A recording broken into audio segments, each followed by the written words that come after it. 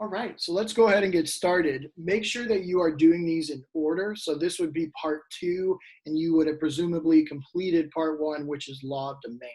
So now what we're going to look at is the supply curve. And I wanted to make sure that there was a graphic here where you could see both at the same time, but also see the shift in the supply. So what we talked about last time is the demand curve here. So the law of demand is that as the price goes up, demand goes down. And as demand goes down, or the demand goes up, the price goes down.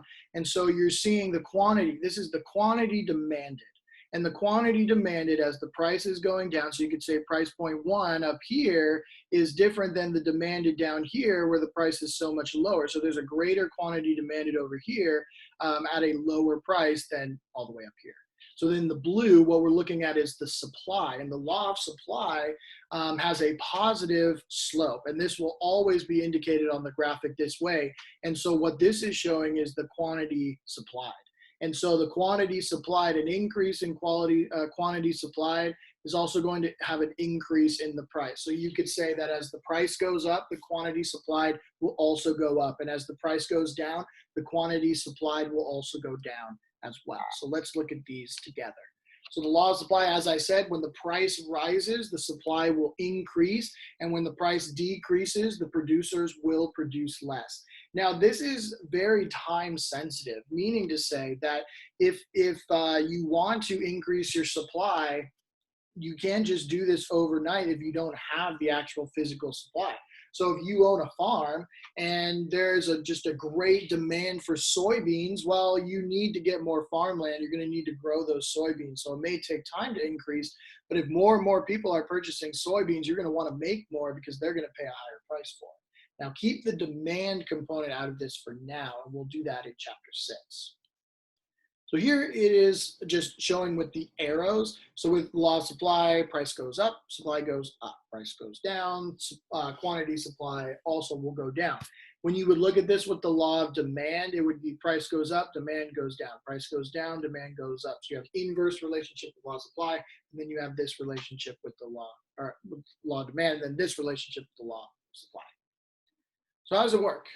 What does this look like? So the quantity supplied is specifically how much of a good is offered. So if we're selling shoes, one pair of shoes, two pairs of shoes, a dozen pairs of shoes, 500 pairs of shoes, quantity supplied will be on the x-axis here. So this is the quantity supplied. And then understand that when with the law of supply, basically what we're looking at is you have this hunch that things are going to do well. So if you talk about something like protein or vegetable protein meats like Beyond Meat or Impossible Meat and things like that. When that went public, the demand shot up, and as the price is going up, people are willing to pay more and more money for this type of meat.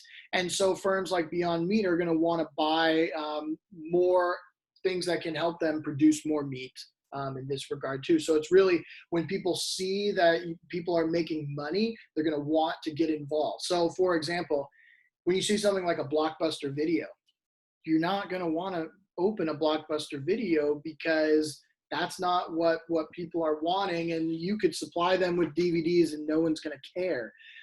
Whereas you could look at something like investing in Hulu. This may be something you want to invest in because ultimately more and more people are going to need this supply to them. Now, also understand that when we're talking about this, what I'm getting in with the meat is the new items. If there's new things that are being sold or there's just an increased demand for these items, ultimately businesses are going to want to make more. People really liked the Nintendo Switch, so Nintendo will keep producing the Nintendo Switch. The Wii U ultimately was kind of a flop. And so when you talk about the quantity supply, Nintendo's not making the Wii U anymore. They're making the Switch because ultimately the price was too high for people to buy the Wii at the product that they were getting. And so they saw that as the price going down. And so the quantity supplied is also going to go down too. This is a choice by the producers. Now, elasticity. This is something we talked about with demand as well. And so think of the stretchiness, right? How much does the price impact this different phenomena? So how does a change in price impact the demand? And then in this case, how much does the change in price impact the supply. So similar ideas, if the change in price does not impact the supply, you would say it's inelastic. And you would say if the price changes and that's going to have a very detrimental impact on the supply, this is also going to be elastic. Okay, so key point here, what is the greatest impact on the elasticity of supply is time. In the short term, supply usually is very inelastic. But given enough time, you would say that the supply could become more elastic. So if you own like a farm, like an orange grove, you are going to grow as many oranges as you can. But then what you see is there's a great demand because the CDC says the main thing to stave off coronavirus is vitamin C. Okay, so now people are demanding vitamin C, and ultimately this orange grove, if you own this, you're going to want to have more oranges because you're going to want to make money. People are going to be willing to pay more money for your oranges, but you can't just, you can buy more farmland, but you're going to have to grow trees in farmland that trees don't exist. So in the short term, in the first couple months, your supply of oranges is very inelastic, but over time, give it a year, you can really be flexible with your supply and increase the number of trees that you're growing. So looking at kind of a riddle type of thing, a farmer's decision to use a given amount of their supply of oranges to make orange juice is elastic.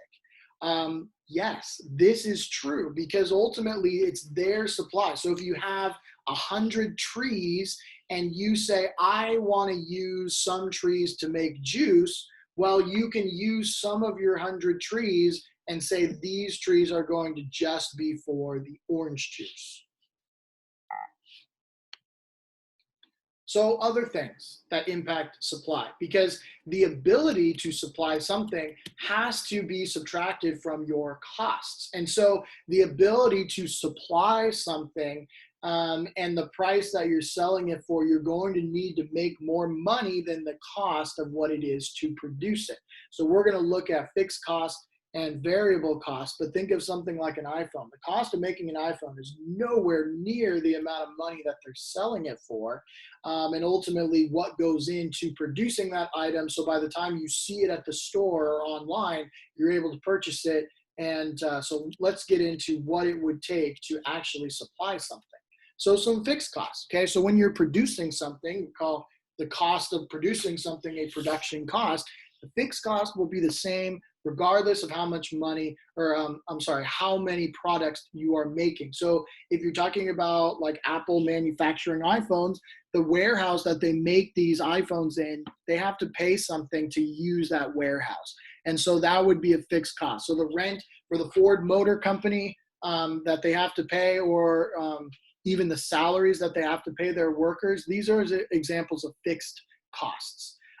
And then when you get into the variable costs, these are things like raw materials.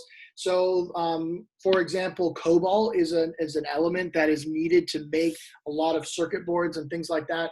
Cobalt is, a lot of it is in Africa. And so based on how much of the mining that can be done in Africa will impact the amount of money that Apple pays to make the computer chip. And then if it's a low price, they're able to supply more products because they have more money to make those products. But what I'm getting at is the cobalt cost is a variable cost. 1 month it may be worth more, 1 month it may be less. These could also be things like your utilities. These could also be things like seasonal workers.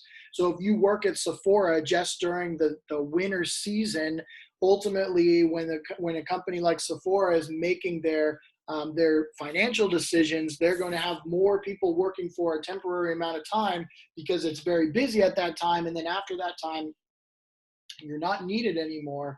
And so it's not a fixed cost. So someone who works the whole year, a teacher would be someone who has, is like a fixed cost. We know how much we have to pay the teacher for the whole year. Whereas a substitute teacher would be a variable cost. Who knows how many days that sub was going to work? And so ultimately the amount of money they have to pay may be different from month to month.